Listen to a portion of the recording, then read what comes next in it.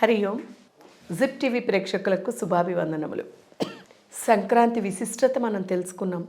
ఎంత అద్భుతంగా మనం సంక్రాంతి చేసుకుంటాం, ఎందుకు చేసుకోవాలో తెలుసుకున్నాం. సంక్రాంతి ముఖ్యంగా 3 రోజులు, చివరి 3 రోజులు మనము జరుపుకుంటూ ఉంటాం. మొదటి రోజు భోగి అని జరుపుకుంటాం. భోగ భాగ్యాలని కల్పించేటువంటి రోజు భోగి అనేసి జరుపుకుంటూ ఉంటాం. అసలు భోగి పండుగ మనం దేనికి చేస్తున్నాం, భోగి రోజు ఏమి చెయ్యాలి అనేటువంటిది ఇప్పుడు మనం తెలుసుకుందాం. భోగి మనం ముందు దాంట్లో కూడా చెప్పుకున్నాము. ఈ సంక్రాంతి సమయంలోని మనము నెల రోజుల పాటు కూడా గొబ్బెమ్మలని పెడుతూ ఉన్నాం. మనం ఇంటింటా గొబ్బెమ్మలని పెడుతూ ఉంటాం. ఈ గొబ్బెమ్మలని పెట్టి ఆ గొబ్బెమ్మకి పూజ చేస్తూ ఉంటాం ఇంట్లో.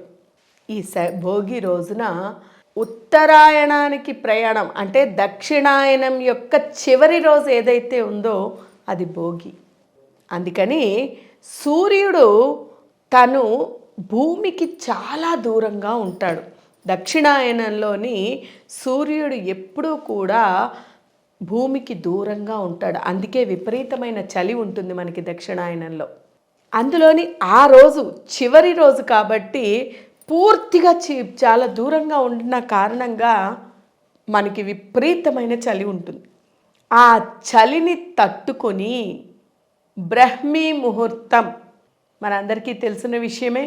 సూర్యోదయానికి ముందు బ్రహ్మీ ముహూర్తంలోని లేచి స్నానం సంధ్యలు ఆచరించి మన యొక్క పనులు చేసుకున్న దైవారాధన, ఆ సమయంలో చేసినటువంటి పరమాత్ముని యొక్క ఆరాధన ఏదైతే ఉంటుందో అది చాలా శక్తివంతమైనటువంటిది మనందరికీ తెలుసు. అయితే భోగి రోజు చలి కారణంగా ఇందులోని సైంటిఫిక్గా చూసినట్టయినా ఆధ్యాత్మికంగా చూసినట్టయినా ఆ రోజుని చలి ఎక్కువ ఉండేసరికి ఎవరు లేవలేకపోతారు. ఎందుకంటే చలి విపరీతంగా ఉండేసరికి లేవాలంటే బాధ. కానీ పూర్వకాలం నుంచి కూడా అందరూ కూడా తెల్లవారుజామున సూర్యోదయానికి ముందే లేచి వారి వారి పనులలోకి వెడుతూ ఉండేవారు.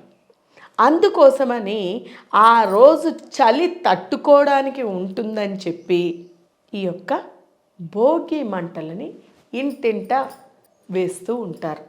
పొద్దున్నే లేచి ఆ చలి మంటలని వేసుకొని, ఆ భోగి మంటలని వేసుకొని చుట్టూ కూర్చుని, భోగి మంట చుట్టూ కూర్చుని అందరూ కూడా ఆటపాటలతో, అంటే ఇప్పుడు మనం యోగా అవన్నీ బాగా చేస్తున్నాం చూడండి, ఆ భోగి మంటల చుట్టూ పాటలు పాడుకుంటూ నృత్యం చేస్తూ ఉంటే చల్లని చలిలో ఆ యొక్క భోగి మంటల సాక్షిగా చుట్టూ తిరుగుతూ భోగి మంటలు వేసుకుంటూ భజనలు చేసుకుంటూ నృత్యం చేస్తూ ఉంటే శరీరానికి అద్భుతమైనటువంటి వ్యాయామంతో పాటు ఆ యొక్క సమయంలోని బ్రహ్మీ ముహూర్త సమయంలోని ఆ సూర్యోదయానికి మునుపు వాతావరణం అంతా కూడా బాగా ప్రశాంతంగా ఉండేటువంటి ఆ సమయంలోని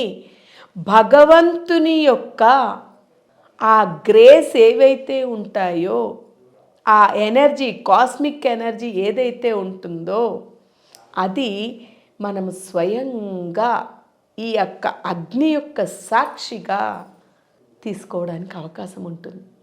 ఎందుకంటే అక్కడ అగ్ని మంటలు, మనము హోమాలు చేస్తూ ఉంటాం.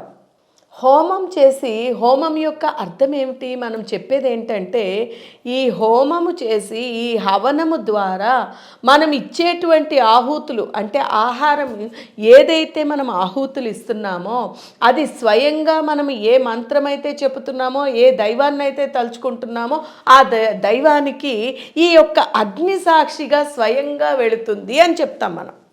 మరి అదేవిధంగా భోగి మంటలలోని మనము నామస్మరణ చేసుకుంటూ ఈ యొక్క నృత్యం చేసుకుంటూ మనము ఆ భోగి మంట చుట్టూ మనము తిరుగుతూ ఉండేటప్పుడు ఆ అగ్ని సాక్షిగా మనము స్మరించేటువంటి ప్రతి స్మరణ కూడా ఆ యొక్క రూపాలకి వెళ్ళి ఆ భగవంతుడి యొక్క సంపూర్ణమైనటువంటి అనుగ్రహము, కటాక్షము మనకి లభిస్తుంది. అలాగే ఆధ్యాత్మికంగా ఇలా వస్తుంది.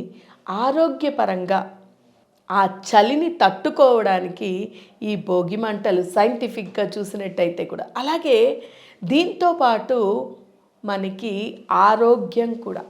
ఎందుకంటే ఆరోగ్యం దేనికి అంటే దాంట్లో మనం వేసేటువంటి కట్టెలు కావచ్చు, అదే మనం హవనం చేస్తే సమిదలు అంటాం, కానీ ఇక్కడ కట్టెలు.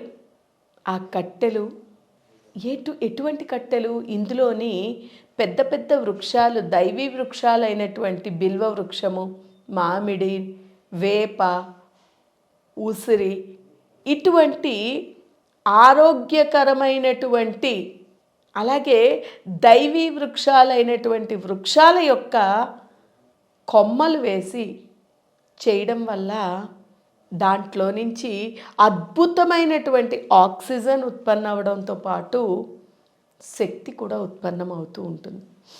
దాని చుట్టూ మనం చేస్తూ ఉండేటువంటి నృత్యాలతోని ఆ యొక్క వాసనని పీల్చుకుంటూ, ఆ యొక్క అగ్ని మంటలలోంచి వచ్చేటువంటి గాలి, ఆ యొక్క పొగ అంతటా వ్యాపించి ఉండడంతో దాని యొక్క శక్తి అంతటా వ్యాపిస్తుంది. అంటే దాంట్లోని ఉండేటువంటి ఆ కట్టెలు, మనం ఏవైతే దైవీ వృక్షాలు, ఆరోగ్యకరమైనటువంటి, ఆరోగ్యానికి సంబంధించి ఆక్సిజన్ రిలీజ్ చేసేటువంటి సమిదలు కట్టెలు మనం ఏవైతే వేస్తున్నామో, వాటి నుంచి వస్తున్నటువంటి ఆ వాయువు ప్రాణవాయువుగా మారి అందరికీ కూడా ఆరోగ్యాన్ని ప్రసాదిస్తుంది.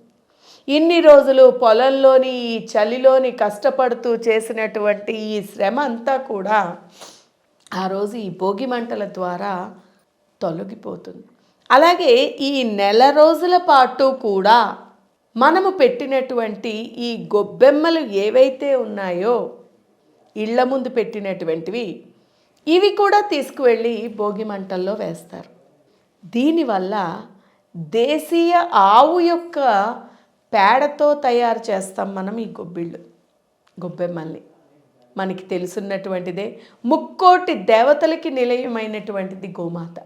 దాంతోపాటు ఎన్నో ఆరోగ్యకరమైనటువంటి వాల్యూస్ కలిగి ఉండేటువంటిది గోమాత. అందుకనే గోమూత్రానికి కావచ్చు, గో పేడకి కావచ్చు, గోమయం, గోమూత్రం, ఏదైనా గోవుకి సంబంధించి, అంటే గోవుకు ఒక అద్భుతమైనటువంటి ఒక శక్తి ఉంది.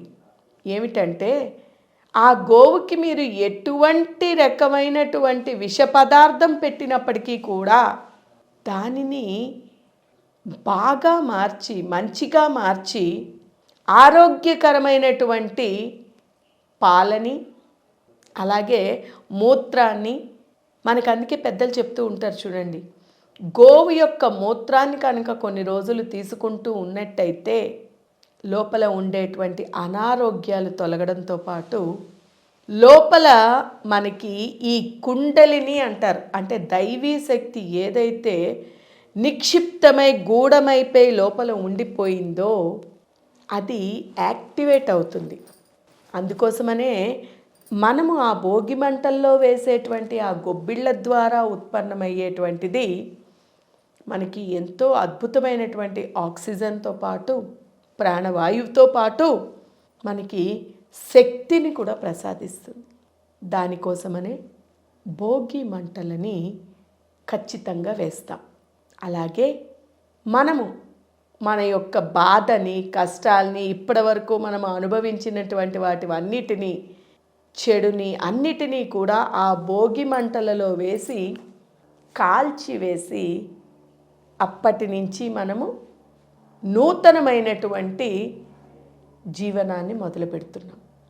అంటే ఇప్పటివరకు అది బాధ కావచ్చు, చెడు కావచ్చు, చెడు విషయాలు కావచ్చు, మన బుద్ధి, మనలోని ఉండేటువంటి అరిషడ్ వర్గాలు అటు ఇటు అయ్యి కామ, క్రోధ, లోభ, మద, మాత్సర్యాలు అనేటువంటివి ఇవన్నిటినీ కూడా తెలిసో తెలియకో మనం చేసినటువంటివన్నీ, వాటి ద్వారా మనం చేసినటువంటి తప్పులని, వాటిని అన్నిటినీ కూడా ఆ భోగి మంటలలో వేసి కాల్చివేసి అప్పటి నుంచి కూడా నూతనంగా దైవికంగా దైవీ శక్తులతో దైవ మార్గంలో నడుస్తూ ఉండడానికి ఈ భోగి మంటలు వేస్తూ ఉంటాం.